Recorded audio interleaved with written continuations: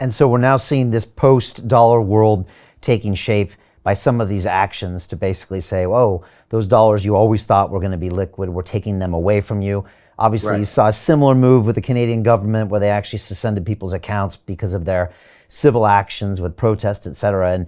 And we're seeing, G7 countries now making their own currencies less relevant in the future, something we never thought would happen to the dollar. Is that a reality, Jim? Are we going to see just a post-dollar world going forward? We're getting closer to that. It'll come in stages. Yeah, in Canada, they've gone full fascist. I mean, Trudeau's actually not smart enough to implement a fascist program, even though he wants it. But don't underestimate Chrystia Freeland. She's the deputy prime minister and also the minister of finance. She is a real neo-fascist, and she's the one who. The thing with Canada, like in the U.S., I don't know, we got 7,000 banks or whatever, but in Canada, you really only have 5 banks. There's some smaller ones, basically 5 big banks.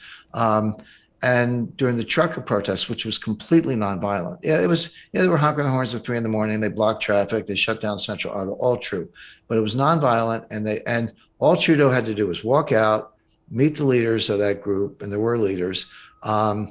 Make a few concessions, say, we're listening to you. We're going to ease up on the COVID testing, crossing the border. If you're alone in a truck, who are you going to give COVID to? I mean, that's all he had to say. And they would have said thank you and gone home. Instead, they beat them in the streets. They trampled old women with horses. They arrested the truckers. So Freeland calls up the banks, gets all their bank account information on a national security basis, freezes all their accounts, calls up the crypto exchanges. Don't tell me that crypto's safe. It's not. Calls up the crypto exchanges, freezes their crypto wallets, puts them in jail, pre-detention, pre-hearing detention with no bail, and confiscates their trucks. These people can't feed their families, and they're still in jail. So that's like her fascist roots that really come to the fore. And in Canada kind of gets worse. And I have a place in Canada. I spent a lot of time there, so I kind of, and I know Freeland for better or worse, but I know her personally. So that's pretty bad. But yeah, going around the world, the key distinction, Brian, this is important. A lot of people mush them together. There's a payment currency and a reserve currency, and they can be the same. The dollar is the leading payment currency and the leading reserve currency. Replacing a reserve currency is tough. Replacing a payment currency is not so tough. You need some agreement, but this is coming together on multiple fronts. So you got the BRICS, but Brazil, Russia, India, China, and South Africa. But the BRICS are now sort of like BRIC plus. So because Argentina, Iran, Turkey, Kazakhstan, a lot of other countries have joined in these BRICS summits. So they're working on a payment currency process. Shanghai Cooperation Organization, Central Asia, led by China and Russia, that is working on the same thing. That group is working on the same thing, and they're getting new members. There's something called the, try to get the name right, Euro-Asian Free Trade Area, like EUFTA or something. It's sort of Russia's answer to the EU, but that's getting new members. And you can say, oh, who cares about Belarus? Well, sorry, it's a lot of grain, yeah, a lot of energy, Kazakhstan, Russia, Serbia. But again, you're getting adhesion from places like Iran and Turkey that actually are important. So all of these organizations are working on new payment systems, and it's not that difficult. For the exact reason you mentioned. It's like, okay, I don't like the US, I'm an adversary, I don't like what they're doing, but the dollar works. As long as you leave the dollar alone, I'll continue to use it, even though I disagree with everything you stand for. But when you mess with the dollar, when you actually weaponize it, and it has been for a long time, but this is an extreme, you froze the reserves of the Central Bank of Russia.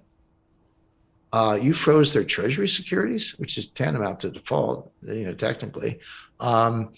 You kicked the 10 largest Russian banks out of SWIFT.